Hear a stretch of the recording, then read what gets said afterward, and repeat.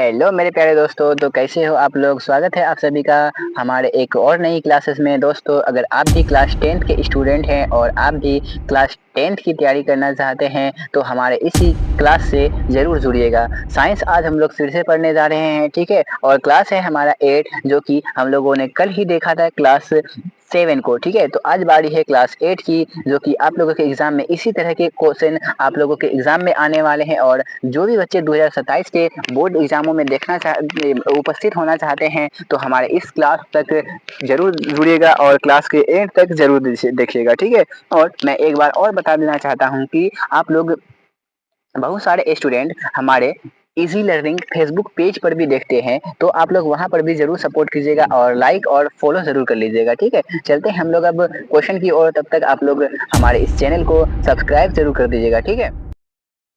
हमारा पहला क्वेश्चन है, क्वेश्चन नंबर फर्स्ट कहता है कि विद्युत धारा उत्पन्न करने की युक्ति को कहते हैं, यानी कि विद्युत धारा जिससे उत्पन्न होती है उस युक्ति को कहते हैं। क्या कहते हैं? जनित्र कहते हैं, या फिर गैल्वेनोमीटर कहते हैं, या फिर आमीटर कहते हैं, या फिर इनमें से कोई नहीं। ये क्वेश्चन मैं आप लोगों के लिए छोड़ता हूँ और मैं देखता हूँ कि कितने बच्चे कॉमेंट में इसका आंसर सही दे पाते हैं, ठीक है। क्योंकि मैंने पिछले ही क्लासों में इस क्वेश्चन का आंसर बताया हुआ है, तो आप लोग पिछले क्लास को जरूर जाकर देख लीजिएगा और हमारा इसका आंसर कमेंट बॉक्स में जरूर आकर बताइएगा, ठीक है। चलते हैं हम लोग अब अगले क्वेश्चन की ओर। अगला क्वेश्चन है हमारा क्वेश्चन नंबर 2, कहता है कि विद्युत ऊर्जा का एसआई मात्रक होता है। विद्युत ऊर्जा का एसआई मात्रक क्या होता है? कैलोरी होता है, या फिर जूल होता है, या फिर ताप होता है, या फिर इनमें से कोई नहीं। तो हमेशा याद रखिएगा कि ऊर्जा का जो एसआई मात्रक होता है वो जूल होता है। क्या होता है? जूल। तो ऑप्शन बी हमारा क्या हो जाएगा? राइट आंसर हो जाएगा, ठीक है। चलते हैं हम लोग अब अगली क्वेश्चन की ओर।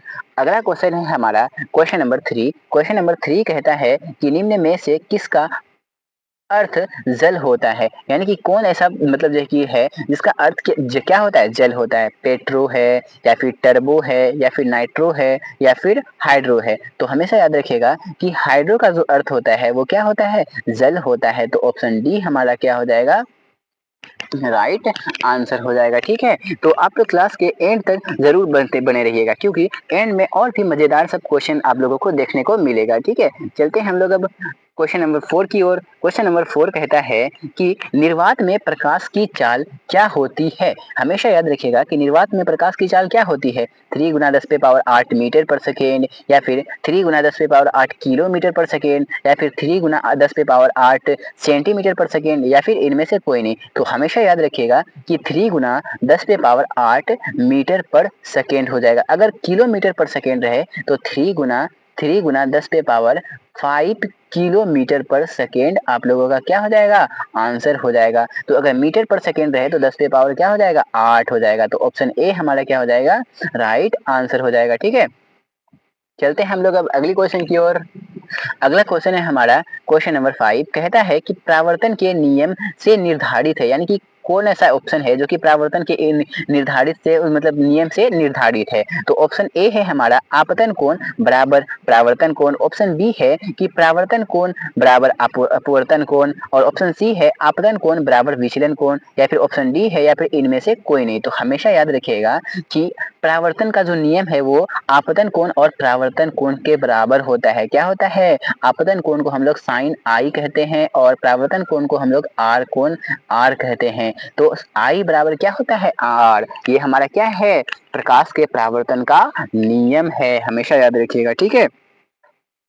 और एक और नियम होता है, प्रकाश के परावर्तन के दो नियम होते हैं, ठीक है। तो एक होता है आपतन कोण बराबर परावर्तन कोण, और अगला नियम क्या होता है आप लोगों को ये भी कमेंट में बताना है, ठीक है। चलते हैं हम लोग अब अगले क्वेश्चन की ओर।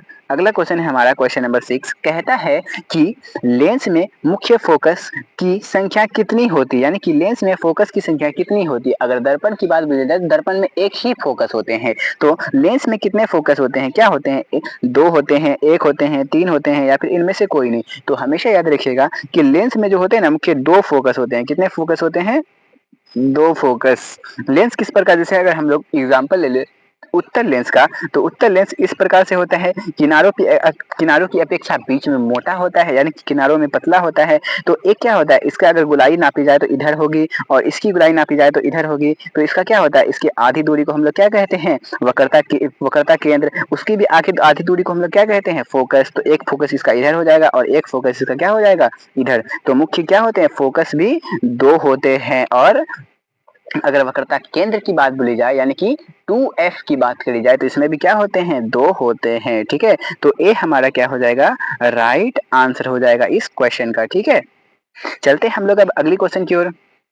अगला क्वेश्चन है हमारा क्वेश्चन नंबर 7, कहता है कि ताप बढ़ने से चालक का प्रतिरोध में क्या असर पड़ता है। यानी कि अगर तापमान बढ़ जाए तो चालक के प्रतिरोध में क्या होगा, घटता है या फिर बढ़ता है, या फिर घटता है, या फिर घटता बढ़ता नहीं है, या फिर इनमें से कोई नहीं। तो हमेशा याद रखिएगा कि तापमान बढ़ने से चालक का जो प्रतिरोध होता है वो भी बढ़ता है। क्या होता है, चालक का प्रतिरोध क्या होता है, बढ़ता है। ठीक है, चलते हैं हम लोग अब अगले क्वेश्चन की ओर। अगला क्वेश्चन है हमारा क्वेश्चन नंबर 8, कहता है कि साग सब्जियों का विघटित होकर कंपोस्ट बनना किस प्रकार की अभिक्रिया है। तो हमेशा याद रखिएगा कि अवक्षेपण है, या फिर ऊष्माक्षेपी है, या फिर ऊष्माशोषी है, या फिर संयोजन है। तो हमेशा याद रखिएगा कि साग सब्जियों का विघटित होकर कंपोस्ट बनना वो ऊष्माक्षेपी रासायनिक अभिक्रिया होती है। तो ऑप्शन बी हमारा क्या हो जाएगा, राइट आंसर हो जाएगा। ठीक है, चलते हैं हम लोग अब अगली क्वेश्चन की ओर। अगला क्वेश्चन है हमारा क्वेश्चन नंबर 9। क्वेश्चन नंबर 9 है कि उपचयन वह प्रक्रिया है जिसमें ऑक्सीजन का योग होता है, या फिर हाइड्रोजन का वियोग होता है, या फिर इलेक्ट्रॉन का त्याग होता है, या फिर इनमें से सभी। तो हमेशा याद रखिएगा कि उपचयन, जिसका अगला दूसरा नाम क्या है, ऑक्सीकरण। तो ऑक्सीकरण में ऑक्सीजन का योग भी होता है, और हाइड्रोजन का वियोग भी होता है, और इलेक्ट्रॉन का त्याग भी होता है। तो ऑप्शन डी हमारा क्या हो जाएगा, राइट आंसर हो जाएगा। ठीक है, ऑप्शन डी हमारा क्या हो जाएगा, राइट क्वेश्चन आंसर हो जाएगा। ठीक है, चलते हैं हम लोग अब अगली क्वेश्चन की ओर। अगला क्वेश्चन है हमारा क्वेश्चन नंबर 10। क्वेश्चन नंबर 10 में पहले जाने से पहले, अगर आप लोग इस यूट्यूब पर नए हैं तो हमारे इस यूट्यूब चैनल को सब्सक्राइब जरूर कर लीजिएगा। ठीक है, और लाइक करना बिल्कुल भी ना भूलिएगा। ठीक है, क्वेश्चन नंबर 10 कहता है कि विद्युत अपघटन में इलेक्ट्रॉन मुक्त होता है, यानी कि विद्युत अपघटन की क्रिया में जो होता है इलेक्ट्रॉन मुक्त कहाँ से होता है, एनोड पर से होता है, या फिर कैथोड पर से, या फिर दोनों से, या फिर इनमें से कोई नहीं। तो हमेशा याद रखिएगा कि इलेक्ट्रॉन जो मुक्त होता है वो कैथोड से मुक्त होता है। कहाँ होता है, कैथोड से मुक्त होता है। और कैथोड पर माइनस चार्ज होता है और एनोड पर क्या होता है, प्लस चार्ज होता है। ठीक है, चलते हैं हम लोग अब अगली क्वेश्चन की ओर। अगला क्वेश्चन है हमारा क्वेश्चन नंबर 11, कहता है कि सक्रियता श्रेणी में सबसे अधिक क्रियाशील धातु कौन है। यानी कि कौन ऐसा धातु है जो कि सबसे अधिक अभिक्रियाशील है। और सबसे अधिक अभिक्रियाशील का बात बोली जाए तो क्या होता है सबसे अधिक अभिक्रियाशील, तो इसका मतलब ये होता है कि वैसा कौन ऐसा तत्व है, वैसा कौन सा तत्व है जो कि ऑक्सीजन से या फिर हवा से संयोग कर तुरंत क्या होता है, जल जाता है, या फिर भस्म हो जाता है। तो हमेशा याद रखिएगा कि एयू बोली जाती है, कि एयू क्या है, चांदी है, और Na सोडियम है, Hg क्या होता है, Hg Sc पारा, Hg क्या होता है, पारा मरकरी, और Cu क्या होता है, कॉपर। तो हमेशा याद रखिएगा कि यहाँ जो सबसे अधिक अभिक्रियाशील तत्व है या फिर धातु है वो क्या है, सोडियम है, या फिर Na। और Na का परमाणु संख्या कितना होता है, आप लोगों को ये कमेंट में बताना है, जो कि मैंने दूसरी या फिर तीसरी क्लास में बताया हुआ है। ठीक है, तो आप लोग उधर का क्लास जरूर देखिएगा जाकर। ठीक है, चलते हम लोग अब अगली क्वेश्चन की ओर। अगला क्वेश्चन 12 है। क्वेश्चन नंबर 12 कहता है कि एल्डिहाइड क्या, एल्डिहाइड श्रेणी के सदस्य क्रियाशील समूह है, सदस्यों का क्रियाशील समूह है, क्या है, OH है, या फिर CHO है, या फिर COOH है, या फिर CO है। ये भी क्वेश्चन मैंने पिछले ही क्लासों में बताया था कि एल्डिहाइड जो होता है वो क्या होता है, CHO होता है। और OH भी हमने बताया था कि OH जो होता है एल्कोहल होता है, क्या होता है, एल्कोहल होता है। और जो होता है वो क्या, CHO जो होता है वो कार्बोक्सिलिक अम्ल होता है, क्या होता है, कार्बोक्सिलिक अम्ल। और CO जो होता है वो क्या होता है, कीटोन होता है, क्या होता है, कीटोन होता है। ठीक है, चलते हैं हम लोग अब अगली क्वेश्चन की ओर। अगला क्वेश्चन हमारा क्या है देखते हैं। ठीक है, अगला क्वेश्चन है हमारा क्वेश्चन नंबर 13। कहता है कि एल्काइन श्रेणी के सदस्य का सामान्य सूत्र है, यानी कि एल्काइन श्रेणी का जो सदस्य है जो कि क्या होता है असंतृप्त हाइड्रोकार्बन, क्या होता है एल्काइन। एल्काइन और एल्कीन जो होता है वो असंतृप्त हाइड्रोकार्बन का भाग होता है, क्या होता है असंतृप्त हाइड्रोकार्बन का भाग। और एल्केन जो होता है वो संतृप्त हाइड्रोकार्बन का भाग होता है। तो यहाँ हमें पूछा है कि एल्काइन श्रेणी के सदस्य का सामान्य सूत्र है, तो हमेशा याद रखिए क्या होता है CnH2n या फिर CnH2n या फिर CnH2n+2 या फिर CnH2n-2 या फिर CnH2n-6। तो हमेशा याद रखिएगा कि CnH2n-2 हमारा क्या हो जाएगा राइट आंसर। ऑप्शन सी क्या हो जाएगा राइट आंसर। अगर एल्केन की बात बोली जाए तो CnH2n+2 हो जाएगा, और एल्कीन की अगर बात बोली जाए तो CnH2n हो जाएगा। इस CN और H2n होगा। ठीक है, चलते हम लोग अब अगली क्वेश्चन की ओर। अगला क्वेश्चन है हमारा क्वेश्चन नंबर 14। कहता है कि एक पीएम बोले तो पिकोमीटर, क्या एक पीएम बोले तो पिकोमीटर बराबर होता है, एक पिकोमीटर बराबर होता है क्या होता है 10⁻6 मीटर या फिर 10⁻9 मीटर या फिर 10⁻12 मीटर या फिर 10⁻15 मीटर। तो हमेशा याद रखिएगा कि 10⁻12 मीटर हमारा क्या हो जाएगा राइट आंसर हो जाएगा। एक पिकोमीटर बराबर एक पीएम बराबर क्या होता है तो 10⁻−12 मीटर होता है। ठीक है, तो ऑप्शन सी हमारा यहाँ पर क्या हो जाएगा राइट आंसर हो जाएगा। ठीक है, चलते हैं हम लोग अब अगली क्वेश्चन की ओर। अगला क्वेश्चन है हमारा क्वेश्चन नंबर 15। कहता है कि निम्नलिखित में नर युग्मक कौन है, यानी कि कौन ऐसा है जो कि नर युग्मक का भाग है। तो हमेशा याद रखिएगा क्या शुक्राणु या फिर अंडाणु या फिर योनि या फिर फेलोपियन नलिका। तो हमेशा याद रखिएगा कि नर युग्मक जो होता है वो क्या होता है शुक्राणु होता है। क्या होता है नर युग्मक क्या होता है शुक्राणु होता है। ऑप्शन ए हमारा क्या हो जाएगा राइट आंसर हो जाएगा। ठीक है, चलते हैं हम लोग अब अगली क्वेश्चन की ओर। अगला क्वेश्चन है हमारा क्वेश्चन नंबर 16। कहता है कि जिब्रेलिन है, क्या है जिब्रेलिन, ये भी एक पादप हार्मोन है। क्या है पादप हार्मोन है, तो हमने बता ही दिया कि तो हार्मोन है।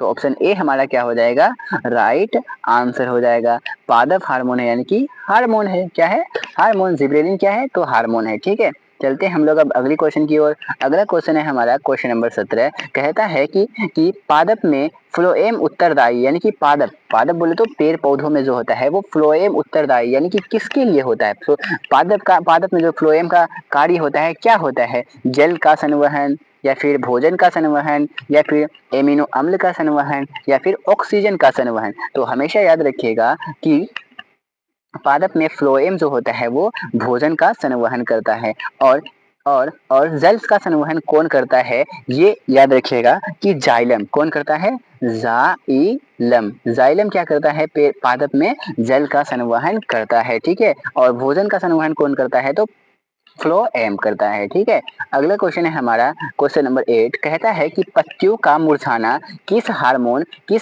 का कारण होता है, यानी कि पत्ती पेड़ पौधे का जो होते हैं पत्ती जो है तो क्या होते हैं मुरझा जाते हैं। कभी कभी आप लोगों को देखा होगा कि पेड़ पौधे धीरे धीरे क्या होते हैं उसके पत्ते सूखने लगते हैं, धीरे धीरे क्या होते हैं वो उस पूरे सूख जाते हैं। तो किसका कारण है ऑक्सिन का या फिर जिब्रेलिन का या फिर साइटोकाइनिन का या फिर एब्सिसिक एसिड। आप लोगों को एसिड से ही पता चलता होगा कि एसिड क्या हो जाएगा हमारा राइट आंसर। एब्सिसिक एसिड क्या हो जाएगा हमारा राइट आंसर हो जाएगा। ठीक है, यानी कि एब्सिसिक एसिड हार्मोन के ही कारण क्या होता है कि पत्ती का हमारा क्या होते हैं मुरझाने लगते हैं। तो ऑप्शन डी हमारा क्या हो जाएगा राइट आंसर हो जाएगा। ठीक है, चलते हम लोग अब अगली क्वेश्चन की ओर। अगला क्वेश्चन है हमारा क्वेश्चन नंबर 19। कहता है कि दो तांत्रिका कोशिका के मध्य खाली स्थान को क्या कहते हैं, यानी कि दो तांत्रिका कोशिका के मध्य खाली स्थान को क्या कहते हैं द्रमिका कहते हैं या फिर सीनेप्स कहते हैं या फिर एक्सोन कहते हैं या फिर आवेग कहते हैं। तो हमेशा याद रखिएगा कि दो तांत्रिका कोशिका के मध्य खाली स्थान को जो है वो सीनेप्स कहते हैं। क्या कहते हैं